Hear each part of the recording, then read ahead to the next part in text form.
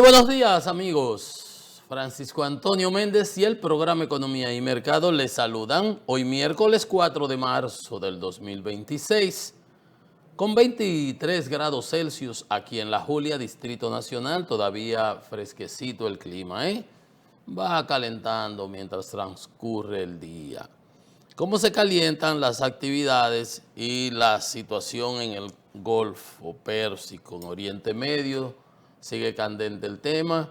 Ayer hubo, pues por supuesto, bombardeos y bombardeos. Estuvo el canciller alemán Friedrich Merz reunido con el presidente Donald Trump en la Casa Blanca. Se produjeron intercambios de impresiones, declaraciones del presidente Trump ante las preguntas de los reporteros y sobre el tema, ¿verdad?, que está en el tapete. Y sin dejar, por supuesto, de lado el tema de Ucrania, que es más fundamental para Europa, la Unión Europea.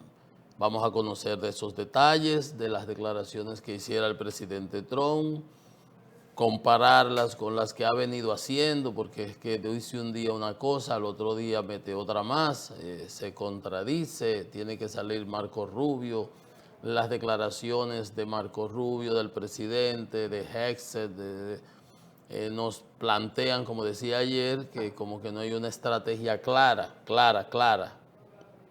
Hay muchas cosas sueltas y en unas mencionan, unas se superponen a la otra, unas contradicen a la otra. Entonces vamos ahorita a tratar de hacer un cierto análisis cuando conozcamos de las mismas. Aquí en la República, aquí en nuestro lar nativo, estuvo el ministro de Hacienda y ahora es Hacienda y Economía, el amigo Magín Díaz, en el acostumbrado almuerzo mensual de la Cámara Americana de Comercio, y ahí dio unas interesantes declaraciones que tienen que ver con su visión como ministro de Hacienda, que es la visión justamente del gobierno en relación a los temas fiscales, de desarrollo, y como él tiene ambas carteras ahora en su faltriquera, pues ¿quién más? Pero por demás, con Magín no debe haber deben haber cartas tapadas. Ustedes cuando están jugando barajas, ¿verdad?, que hay cartas que están tapadas y hay otras que están abiertas. Con Magín, en principio, deben estar todas las cartas boca arriba. Porque hay personas como uno que tiene 30, 20, 25 años siendo coherente y diciendo las cosas que entiende en el macro, en economía, la economía de mercado, en lo que sea. Y entonces a uno le resulta muy difícil, a menos que uno sea un charlatán, un parlanchín de circo, desdecirse, contradecirse. Bueno, porque el que habla la verdad y lo que cree, le es difícil. Tú puedes cambiar de posición conscientemente y admitirlo. Yo estaba equivocado, yo pensaba tal cosa, las circunstancias cambiaron, obviamente, y una persona inteligente se adecua a las circunstancias, analiza las aristas, analiza las implicaciones, los insumos que modifican un panorama, un escenario, un ecosistema. Y en función de eso, pues obviamente usted no es un terco, un mulo que camina por ahí derecho, no. Usted va por ahí y si apareció un obstáculo, pues usted dobla y ajusta la marcha, ajusta la dirección. Y si hay que ir más rápido, acelera la marcha. Estoy poniéndolo esquemáticamente, ¿no? Entonces así, pero lo que quiero significar es que hay personas que hemos hecho tanta vida pública en temas de cada uno de su área, en mi caso, por ejemplo, de energía, de temas de economía de mercado y ese tipo de cosas, y uno tanto lo ha escrito que no puede salir uno ahora escribiendo otra cosa contraria, porque entonces lo van a estrujar a uno en la cara. Y eso pasa con Magín. Magín ha hecho mucha opinión pública, Magín ha sido funcionario, eficiente funcionario, con buen desempeño definitivamente, pero también es catedrático, es un profesional. es un profesor universitario, es una persona que se ha preparado y ha hecho vida pública y lo ha planteado. Por consiguiente, con él no hay cosas. Se imagina salir ahora con un día atrás para adelante, contrario a lo que él venía escribiendo, postulando, señalando, obviamente va a quedar como un charlatán, lo que él no es. Y eso nos pasa a muchas personas que hemos hecho vida pública, que hacemos vida pública, que hemos venido haciendo vida pública y hemos ido dejando una estela en escritos, en libros, en opiniones, en participaciones, en proyectos en los que hemos estado, cosas que uno ha postulado que uno no puede de un día para otro salir con que ahora yo estoy en contra de tal cosa. No, imposible. Entonces, en este caso, es una cosa. Él estuvo en ese almuerzo, dio su conferencia y hay aspectos interesantes que nos conviene pues analizarlos, puntualizarlos y plantear nuestra opinión al respecto, por supuesto, porque de eso se trata este programa. Esto no es un programa de noticias, sino de análisis y comentarios. Bien, entonces veamos qué nos trae además la prensa. Dice el señor procurador adjunto, el señor Camacho, de la Procuraduría General de la República, que tiene el caso Senasa, ya los otros días decía que eso venía, que se estaban tomando el tiempo necesario, que tenían pruebas contundentes, que es el Senasa.2 viene por ahí, o sea, la segunda parte, que no se desesperen, que ellos lo que están haciendo su papel. Mientras tanto, hay algunos ya fueron sometidos con medidas de coerción, a unos se les favoreció, a otros no, en el sentido de se le dio arresto domiciliario a algunos, a otros se les envió a las cárceles, a las Parras, ahora hay que acostumbrarse a ese nuevo nombre. Uno antes decía Najayo, La Victoria, ahora es Las Parras. Entonces, ya eso no lo hemos señalado, no vamos a abundar al respecto. Entonces, en estos días él prometía y vuelve como si nos estuvieran dosificando las informaciones, dice Wilson Camacho, que hay involucrados en el Senasa 2.0 que ya han comenzado a buscar acuerdos. O sea, los acuerdos son esas cosas que uno viene criticando, que están establecidas en la ley, pero en Estados Unidos, si tú llegas a un acuerdo con la fiscalía y a ti te van a echar 20 años y tienes que devolver que tal patrimonio, te lo quitan lo que tienen que quitarte, pero no te exoneran del todo. Si tu colaboración ha ayudado a hacer más eficiente el proceso, a destruir toda una organización, a cortar la cabeza, la serpiente por la cabeza, o cortarle las cabezas a la hiedra. O sea, es por algo que lo merece. Pero si tú eres el jefe de la organización, ¿qué acuerdo se te puede dar a ti? A ti lo que hay que echarte es cadena perpetua. Para decir algo, la máxima pena que corresponda para el delito específico. No es así. Aquí es todo lo contrario. Entonces, cada vez que uno ve que hay acuerdos que están acercándose, no dan los nombres, no se sabe, ya uno sabe que ahí hay cosas como la que acostumbra. El tipo devolvió 3.000 millones. Usted sabe que el que devuelve 3.000 millones se robó 20.000. Se embolsilló 20.000.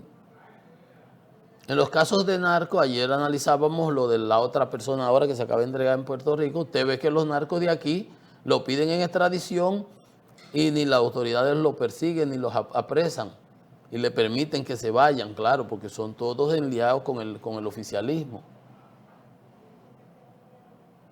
Funcionarios, cercanos, miembros de legisladores, etcétera, etcétera. Entonces, cuando uno ve eso de que ya han comenzado a buscar acuerdos, uno se pone, en lugar de uno alegrarse, pero qué bien, van a llegar más arriba, no van a llegar más ningún arriba porque arriba, los de arriba ya están.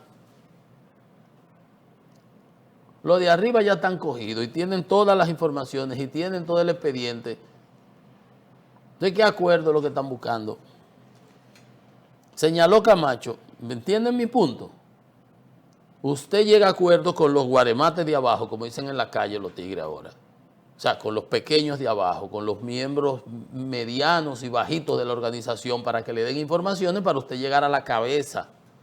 al capo de tutti capo, a los jefes del clan, a los jefes de las familias, cuando se trata del crimen organizado en Nueva York, de la mafia, por ejemplo. Entonces, es para llegar a eso, para desmembrar toda la estructura. Pero si tú tienes la cabeza ya y la tienes para pisarla y aplicarle todo el rigor y el peso de la ley, ¿qué es lo que hace negociando con lo de abajo? ¿Con qué fin? O sea, pues veo yo eso desde este punto de vista. Señaló que las investigaciones no solo abarcan hechos pasados, sino que vinculan a sujetos del presente. No entendí, o sea, el pasado, ¿cuándo el pasado? ¿El pasado fue en el 20 al 25 o del 20 al 16 o cuándo? Porque ahora fue que hubo los problemas. No solo abarcan hechos pasados. ¿Cuáles son esos hechos pasados? De los que están sometidos. O ahora hay una nueva administración y sigue habiendo problemas. O sea, no se entiende. Es como para marear a uno. Dice, los involucrados, quienes ya han comenzado a gestionar acercamientos para llegar a acuerdos. Hablan de que si son las clínicas, si son los laboratorios, si son los médicos que incurrían en falsificaciones y en dar declaraciones falsas para facilitar el cobro de esos recursos ilícitos. De eso es que están hablando, no se sabe. Les puedo asegurar que la segunda fase viene. Viene el lobo, enfatizó el magistrado. Nos aseguraremos de que quienes se acerquen respondan en la justa dimensión del daño que han causado. Eso es lo que realmente la población y la ciudadanía espera, porque la ley es dura, pero debe ser para todos. Aquí se ha visto que no es así. Pero vamos a darle, por supuesto, el beneficio de la duda. Y hablando de SENASA, el Consejo Nacional de Seguridad Social detalló la cobertura del costo del régimen subsidiado para las de alto riesgo, ¿cómo se llama?, de medicamentos de altos costos. Y qué bueno, se le estableció un monto para los no oncológicos, o sea, los que no sean relacionados al cáncer, y ahí dieron una cantidad de tratamientos para personas que tengan lupus, artritis reumatoide, enfermedades renales, trastornos del crecimiento, hemofilia, inmunodeficiencias, enfermedad del Kawasaki, púrpura trombocitopénica y gamma-globulinemias. Esos tratamientos requieren terapias continuas y son costosos para las personas. Usted, igual que yo, muchos de ustedes no entendieron nada de lo que leímos ahí, pero nosotros no somos médicos, simplemente sabemos que existen eso. Dios nos cuida y ojalá y nos proteja de cada una de esas cosas que están ahí. Y a las personas que sí están sufriendo de ellas, qué bueno que se ha decidido esta. Se aprobó la ampliación de la cobertura de los medicamentos de altos costos hasta 1 millón de pesos. Y también a los de cáncer, a los para medicamentos neoadyuvantes, adyuvantes y paliativos. Eso es para las personas con cáncer. 1 millón para la cobertura de las patologías distintas al cáncer. Muy bien, esas son la mano solidaria del Estado debe estar en esos. Usted sabe las personas que posiblemente murieron, que se dicen, no tenemos la certeza, pero todo el mundo sabe, con este lío de SENASA, que tú ibas a buscar sin otra solución, sin otra salida, y te decían, no, porque eso no lo cubre, tú sabes, no ponemos, mientras por el otro lado se estaban robando ese dinero, malversando ese dinero. Es duro. Entonces saludamos esta decisión. Ahí está la señora Celeste Fernández, la esposa del que fue senador, candidato a senador del distrito. Pero nada, esas son decisiones muy buenas y que hay que felicitarlas. Muy bien. Miren, ayer analizábamos Lo primero es que antes del presidente dar su discurso del 27, el Banco Central había publicado las cifras del crecimiento del empleo. Y el presidente, evidentemente, igual que inauguró el metro, ahí está el metro, todo de lo Alcarrizo, con pedazos que no se acaban, le están sacando en las redes, porque se inauguró para presentarlo en la obra, en la rendición de cuentas de la Asamblea. Pero, al igual que así mismo se hizo con muchas obras, le están sacando por donde quiera, que de qué está hablando si eso no se ha terminado, que de qué están hablando, entonces, bueno, ya usted puede saber. No hay que hacer un recuento de todas las obras, con una o dos que te demuestren que estás hablando mentira, ya uno puede presumir que cuántas más habrán ahí, que no debe ser. ¿Por qué? Si tienes obras que puedes mostrar, si tienes obras que puedes, las que tengas, muéstralas. Porque el cojo y el mentiroso no llegan lejos, eso está demostrado. Entonces, tú puedes haber hecho 25 obras y tú listarla, entonces agarran y te dicen, mira una, ahí hay una que no, esa no está hecha, mira aquí te presentan, ya te tiran todo lo otro por el suelo, porque ya no se va a hablar ni siquiera de las 24, es que te van a poner en duda todo lo que has presentado. Y es así, simple y sencillo. Entonces no hay necesidad de exponerse a eso.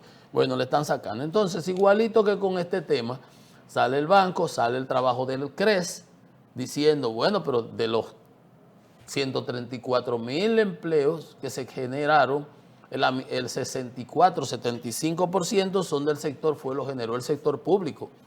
Y uno sabe cuando habla de empleo público. La mayoría de veces porque los que trabajan están ahí con los sueldos viejos, que no los votan porque son de carrera. A los que de lo que se está hablando son todos esos compañeritos que meten en la nómina pública. Que hay instituciones que le consta a uno, que me dicen que tienen que poner hasta doble turno porque no caben y no se pueden sentar, no hay cama para tanta gente. Entonces ayer el senador Omar Fernández, ya eso se había señalado, pero ayer en ese trabajo del Centro Regional de Estrategias Económicas Sostenibles, Omar Fernández, senador del distrito, cuestiona que más del 75% de los nuevos empleos provengan del sector público. En el discurso el presidente anunció que se crearon 134,000 empleos y de esos 134,000, el 75% eran empleos públicos, o sea, nombrados, como se dicen aquí. Entonces él señala que lejos de celebrar,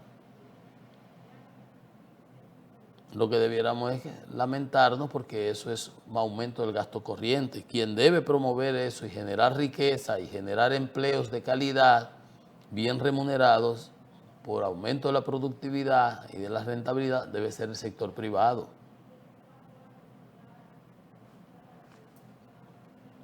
El sector estatal lo que debe promover que el privado genere las riquezas y empleos bien remunerados.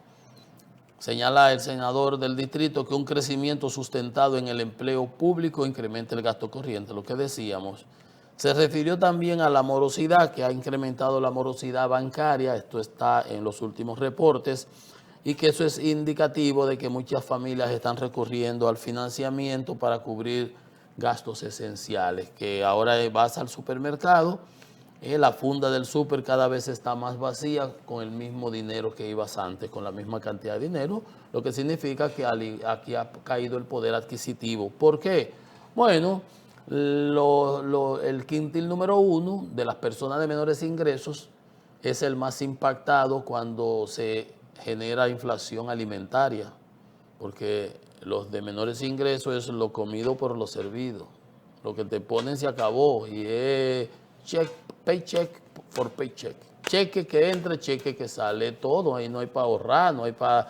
O sea, todo lo que entra se fue. Y si no entró más y los precios suben, yo compro menos. Eso es lo que le ha querido decir. El poder adquisitivo ha sido afectado porque la inflación alimentaria se ha disparado alrededor del 8%. Aunque la inflación nominal global interanual del 24 al 25 fue de 4,95, ya pasó a 98, a 4,98 en diciembre. La alimentaria, que es la que impacta a los de menos ingresos, está en alrededor de entre 8 y 9%. Innegable, el propio Banco Central lo ha señalado. Por eso hace sentido su llamamiento de nuevo y su reiteración, que cogió mucha velocidad cuando él lo reclamó, lo de la indexación salarial. Nosotros hablamos de eso mismo ayer. Esa es una de las maneras que tiene el gobierno para compensar. Primero, un impuesto, una no aplicación de la ley del Código Tributario que se estableció en el 17, siendo Magín, por cierto, director de impuestos internos, y el gobierno está cobrando unos impuestos que no debiera, es ilegal, ilegítimo, inmoral. Porque entonces no podemos, porque vamos a reducir en 25.000 millones, vamos a decir, dice, y ya han dicho, los ingresos del Estado. Pero los ingresos de nosotros los ciudadanos sí pueden reducirse en 18.000 pesos, que no debiéramos pagar por de impuestos. Y estamos pagando por ese margen adicional para que el gobierno se llene de dinero. Entonces, nada más como el embudo, lo ancho para mí, lo estrecho para ti.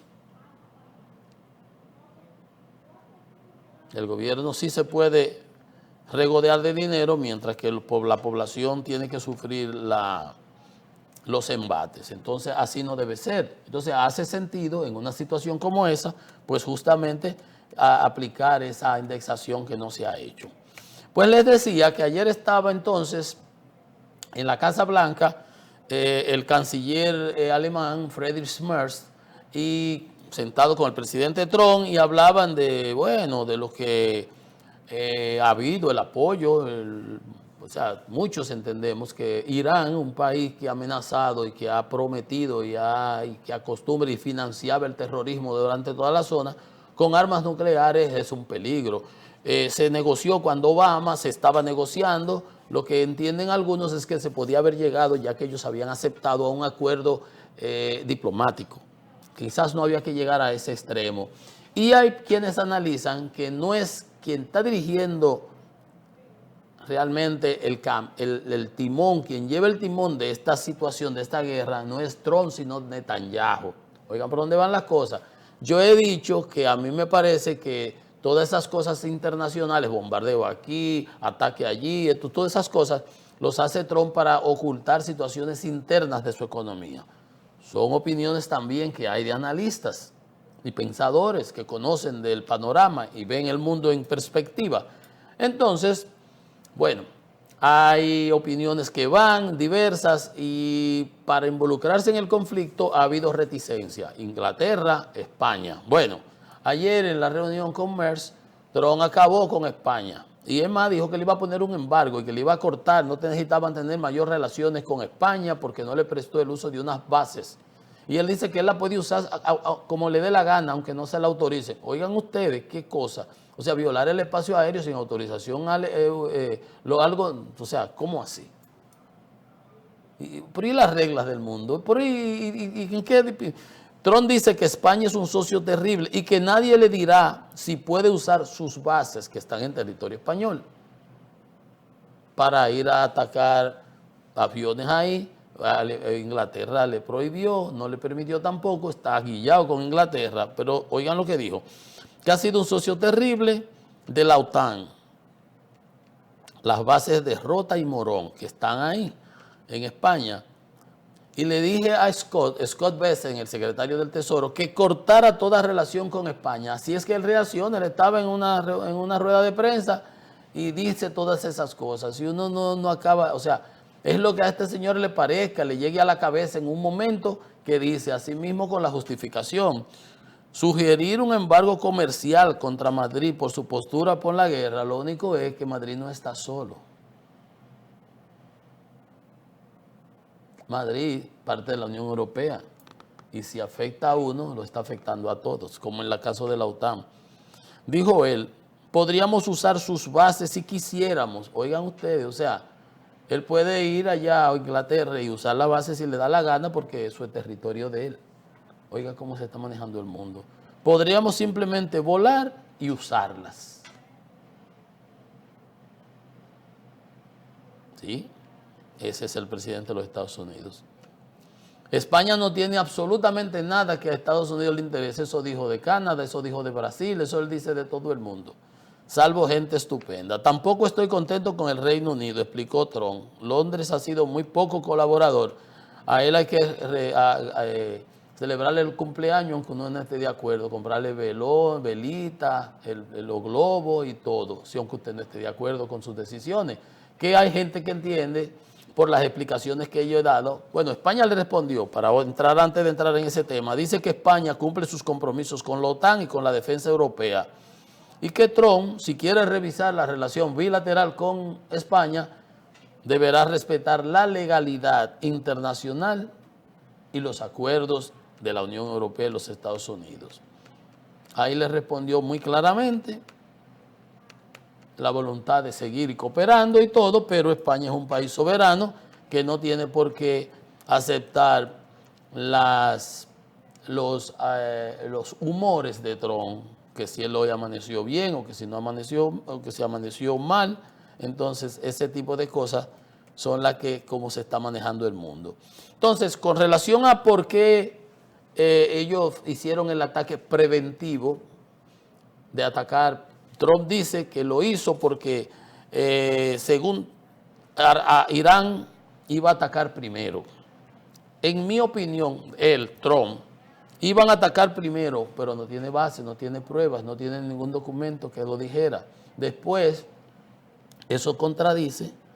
Quizás fui yo el que forzó la mano de Israel, porque él no puede aceptar que pueda hacer una cosa así, que fue él que obligó a Israel. Cuando Marco Rubio le entrevistaban y sobre el mismo tema, que ha ido sacando la castaña del fuego y corrigiendo cositas para ver cómo quedan bien, en por lo menos la narrativa, porque cualquier otro presidente de los Estados Unidos pudo haber ido a bombardear a Irán cuando le diera la gana, porque poderío militar siempre lo han tenido. Definitivamente que las condiciones actuales son muy diferentes. Rusia está muy deprimida, muy debilitada con el conflicto de Ucrania.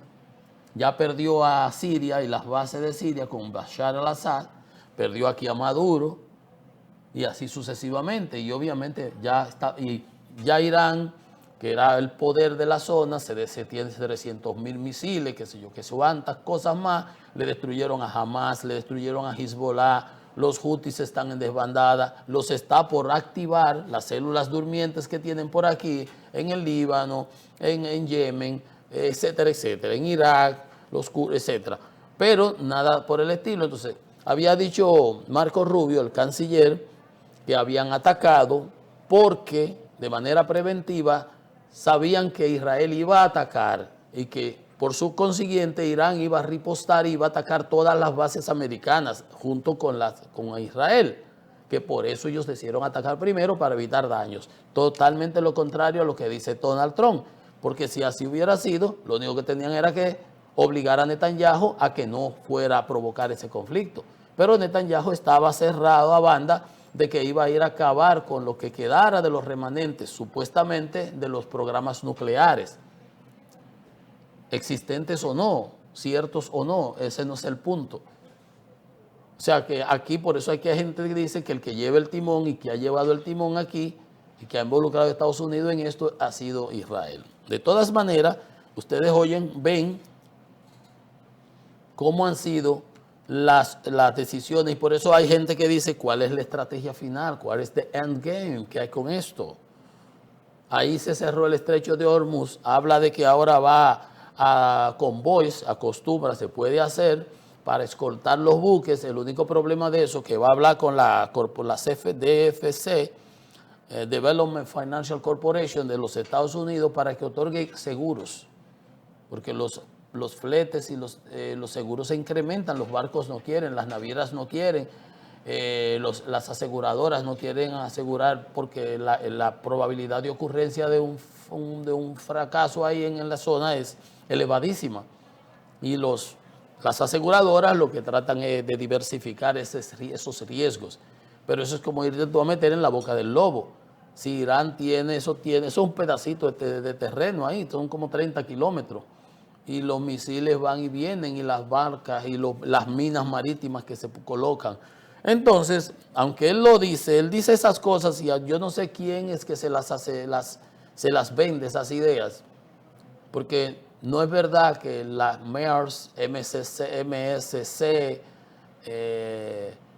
y las demás compañías, las líneas navieras, van a poner en riesgo sus mercaderías, sus tripulaciones, sus barcos en una zona de un conflicto al rojo vivo. ¿Cómo va a protegerlo? Porque tú le pongas un convoy de destroyer al lado ahí, de submarino y de lo que sea, eso no va a evitar que le metan un torpedo a un barco de eso, ni un misil, porque es una zona muy complicada, muy reducido. Entonces, bueno, pero él dice, todas esas cosas dice, eso estará disponible para todas las líneas navieras. Lo que yo le puedo asegurar es que las navieras no van a arriesgarse ni se van a acercar a ese tipo de cosas. Pero ustedes ven que cuando él habla, dice, ya lo hemos matado 48, vamos a ver, el hijo del Shah no será el que va a ir porque hay que buscar una gente de ahí interna, pero posiblemente ya matamos a los otros, o sea, no se sabe, no hay una estrategia del cambio de régimen, de con quién es que van a negociar, porque los que los están eliminando. Dice que alguien de adentro sería lo más apropiado, pero posiblemente ya los que quedan ya también los matamos. O sea, no hay una coordinación logística, estratégica de lo que se está haciendo ahí. Es bombas y bombas para destruir los lugares de lanzamiento, las fábricas de misiles, lo que alcance. Las instalaciones militares, la fuerza, la armada naviera. Por ejemplo, ayer Israel atacó en la ciudad de Qom, donde se iba a celebrar la asamblea de expertos, los 88 clérigos, que son los que tienen que elegir el presidente, el líder, porque hay una comisión de transición interina mientras estos se reúnen. Ayer atacan el sitio. O sea, la idea era matarlos a los 88 que estuvieran reunidos ahí. O sea, ¿cuál es el objetivo? ¿Con quién entonces vas a negociar? ¿Quién va a dirigir ese país? ¿Va a pasar lo mismo de Irak? Lo de Irak produjo, dicen las autoridades, dice Pete Hegseth, y ellos dicen, no va a ser lo mismo de Irak del 2003, que produjo el ISIS a los locos estos. Y por la falta y en Libia, por la falta de autoridad. Entonces, tú vas a cambiar de un día a la mañana. ¿Quién? Ahora dicen que la CIA está armando a los kurdos. Esas son zonas en Irak, en Irán, que han sido opuestas. Entonces, es muy complicado lo que está sucediendo y no se ve. Ahí está Hezbollah, ahí está Hamas. Israel ya mandó efectivos al Líbano. Macron le advierte, sería un error estratégico, vas a ampliar la guerra porque entonces va a involucrar a los árabes que no están, que hoy día por los ataques que ha hecho Irán, se sienten más inclinados hacia la parte porque está siendo agredido junto con Israel y con Estados Unidos, siendo aliados muchos de esos países, pero ahí con medio frío y cosas. Ahora al ser agredidos pues tienen una razón, pero si Israel vaya a atacar al Líbano para acabar con los Hezbollah o que estén lanzándole cohetes en la parte norte de Israel, eso va complicando más el panorama. Definitivamente que la propuesta de Trump de que va a darle a la FDC, esta del Seguro Federal de Desarrollo para que garantice los barcos que crucen. No es verdad que los barcos van a correr ese riesgo, por más convoyes que le armen, porque los escolten, porque no es lo mismo en mar abierto y qué sé yo, en control, que en una zona tan cerrada. Son 30 kilómetros, son 21 millas. En la parte más angosta, ahí es donde se habla del estrecho de Hormuz, por eso es que es estrecho. Y son canales de navegación, o sea que eso es muy delicado. No es así que va a resolverse esos problemas. Los mercados siguen, el petróleo encaramado allá, el gas natural 40% ya ha subido en Europa. Ahora mismo vamos a conocer en la parte financiera ahora cuando entremos. Pero vean ustedes cómo sigue el conflicto. Israel dice que ha atacado más de 1.600 objetivos en Irán. van a destruirlo todo, pero sabrá Dios hasta cuándo podrán ellos aguantar y cuáles serán las consecuencias de ese aguante para toda la economía internacional, y si eso, este sobrecosto que ellos aspiran a imponerle al propio Estados Unidos, modifica la situación. Vamos a esperar y ojalá y ese conflicto no se alargue como se ve más de la cuenta. Hacemos una pausa. Esto es Economía y Mercado.